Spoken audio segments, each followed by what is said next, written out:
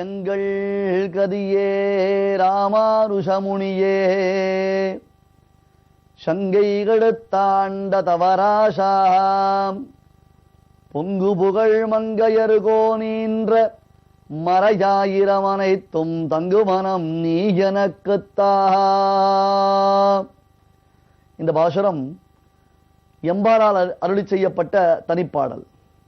பொங்கு புகழ் மங்கையர்கோ நீன்ற மறையாயிரமனைத்தும் தங்குமனம் நீ எனக்குத்தா என்று இந்த திவ்ய பிரபந்தத்தினுடைய சீர்மை, திவ்ய பிரபந்தத்தினுடைய பெருமையினுடைய ஹிருதயத்தில் தங்கும்படியாக பிரபோ தேவரேவா ராமானுஷமுனியே தவராசா தவத்திலும் சீலத்திலும் ஞானத்திலும் வைராக்கியத்திலும் சிறந்தவரான எங்கள் கதியே, எங்களுக்கு ஒரே கதி, எங்கள் கதி ராமானுஷமுனி.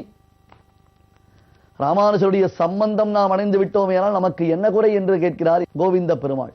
தங்குமனம் நீ எனக்கு தா. திவ்ய பிரபந்தத்தை சந்தை சொல்லிக் கொள்வது பெரிய விஷயம் இல்லை. ஆனால் அந்த திவ்ய பிரபந்தம் என்னுடைய ஹிருதயத்தில் எப்பொழுதும் நிலைத்திருக்க வேண்டும். அது தவிர அதனுடைய அர்த்த விசேஷங்கள், அர்த்த விஞ்ஞானங்கள் என் ஹிருதயத்தில் ருச்சிக்க வேண்டும் என்று பிரார்த்திக்கிறார்.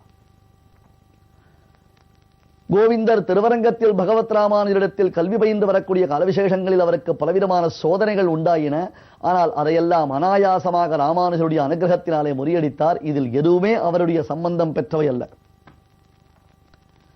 யாரோ ஒரு பெண்ணரசியின் வீட்டின் வாயில் நின்று கொண்டு அதையே வெறித்து பார்த்து கொண்டிருந்ததாக மற்றவர்கள் அவர் மீது கோள் சொன்னால் கூட பற்பமெனத்துகள் பைங்கழல் உந்தன் பாவனமே விரலும் பாவனமாகிய பைந்துவராடு பதிந்த மருங்கழகும்னு ராமானுஜருடைய திவ்ய திருமேனி வடிவழகு நல்லதொரு பாடலாக அங்கிருந்து வெளிப்பட்டது. அந்த பாடலின் மாதுரியத்தில், கீதத்தின் மாதுரியத்தில் தன்னை மறந்து கோவிந்தர் கொண்டாடினார் என்று சொன்னார்கள். அந்த கோவிந்தர் மூலமாக மேலே வம்சம் வளர வேண்டும் என்று கோவிந்தருடைய தாயார் ஆசை கொண்டாள். அதற்காக ராமானுஜரிடத்தில் அதனை விண்ணப்பித்தாள். ராமானுஜருடைய சிற்றன்னை ராமானுஜ வைபவத்தில் சுவாமி அவதாரம் செய்த பொழுது நாம் பார்த்தோம். மதுரமங்கலத்தில் கமலநயன பட்டருடைய மனைவி சுவாமி ராமானுஜருடைய திருத்தாயாரான காந்திமதி அம்மையாருடைய சகோதரி என்று பார்த்தோம் அல்லவா. பெரிய திருமலை நம்பிகளுக்கு 2 சகோதரிகள். ஒருத்தி ஸ்ரீதேவி, மற்றொருத்தி பூமிதேவி. ஒருத்தியை ஆசுரி கேசவ சோமயாஜிக்கு மனம் முடித்து வைத்தாள், மற்றொருத்தரை மதுரமங்கலத்தில் கமலநயன பட்டருக்கு மனம் முடித்து வைத்தாள் என்று பார்த்தோம் அல்லவா. அதனால் ராமானுஜருடைய பூர்வாசிரம சிற்றன்னையான கோவிந்தருடைய தாயார் ராமானுஜரிடத்தில் வந்து விண்ணப்பித்தாள். என் மகன் இப்படியே இருந்து விடுவானோ, அவன் மூலமாக இந்த வம்சம் தழைத்தோங்க வேண்டாமா, அதற்காக என் மகனுக்கு மணமுடிக்க ஆசைப்படுகிறேன் என்று சொல்ல ராமானுஜரும் இசைவு தெரிவித்தார். கிரகஸ்தாசிரம தர்மம் என்பது மிக முக்கியமானதாயிற்று.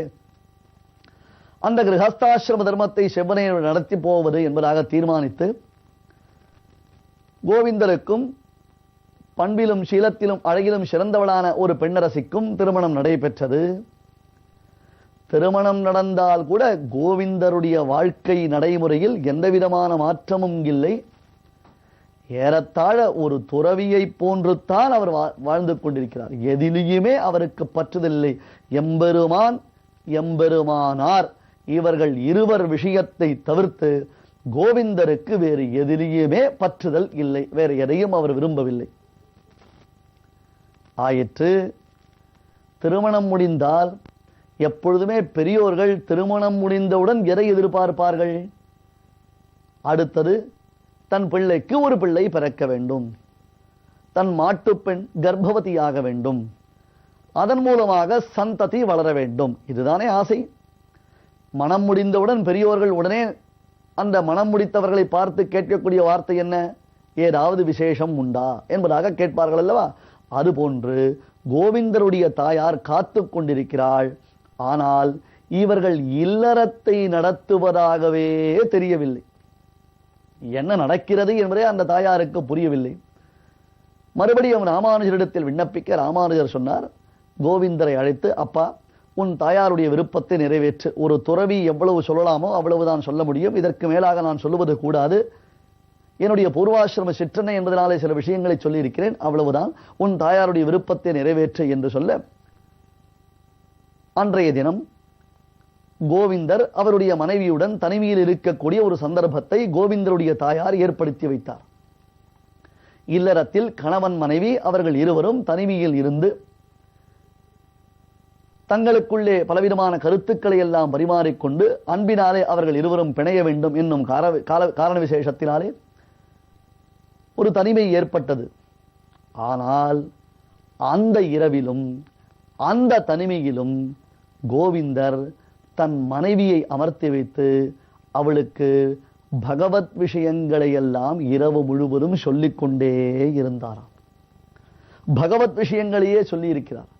எம்பெருமானுடைய பெருமை, மகாலட்சுமி தாயாருடைய பெருமை, இந்த ராமானுஜ சம்பிரதாயத்தினுடைய சீர்மை, இந்த சம்பிரதாயத்தில் நாம் பிறந்ததினாலே நாம் அடையக்கூடிய பெருமை, இப்படி சம்பிரதாய விஷயங்களையும் சத்விஷயங்களை மட்டுமே தன் மனைவிக்கு கோவிந்தர் செய்திருக்கிறார்.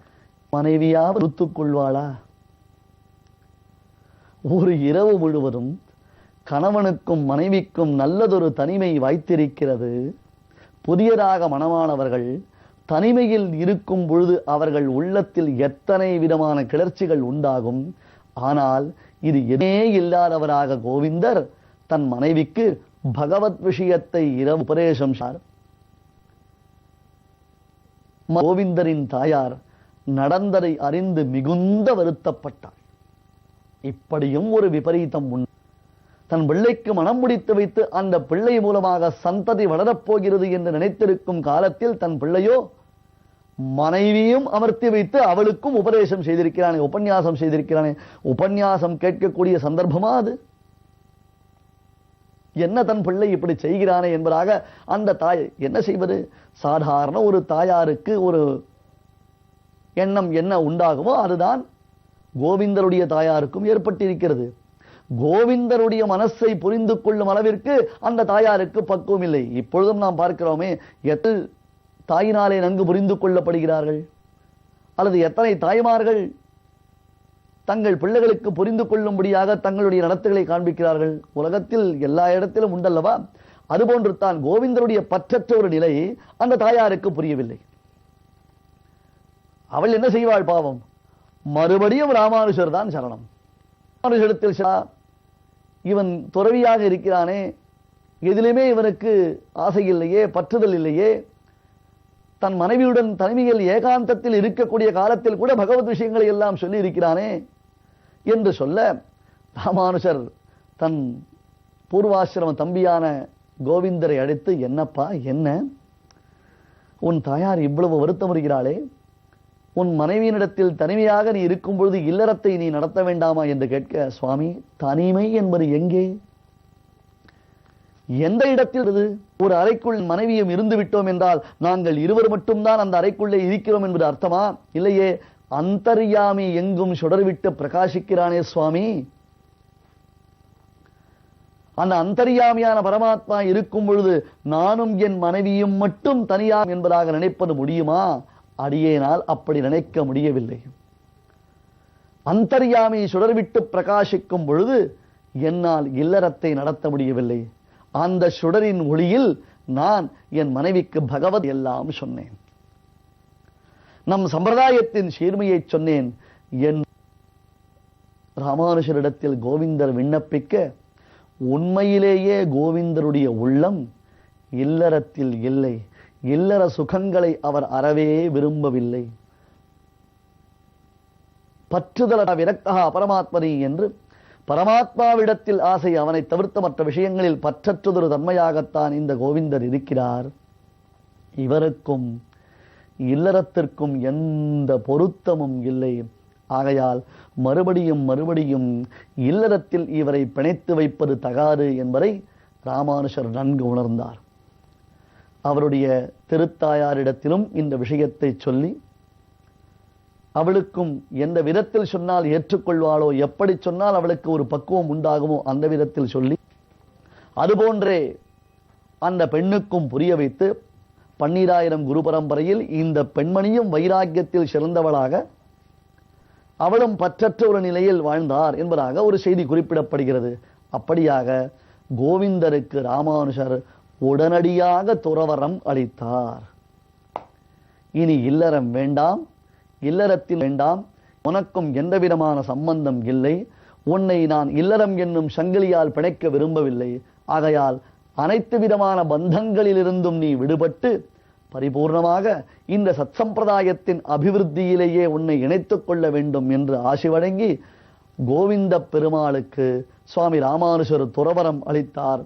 அந்த துறவரத்தின் மேன்மை கோவிந்த பெருமாள் ராமானுஜருடைய அனுகிரகத்தினாலே தான் துறவரம் அடைந்ததை தோற்றும்படியாக எம்பார் என்னும் தாஸ்யநாமத்தை பெற்றார். எம்பெருமானாராம் சுவாமி ராமானுஜரின் அனுகிரகத்தை பெற்று அவர் எம்பார் என்னும் தாஸ்யநாமத்தை பெற்றார். ராமானுஜ பதச்சாயா கோவிந்தாஹ்வான பாயினி.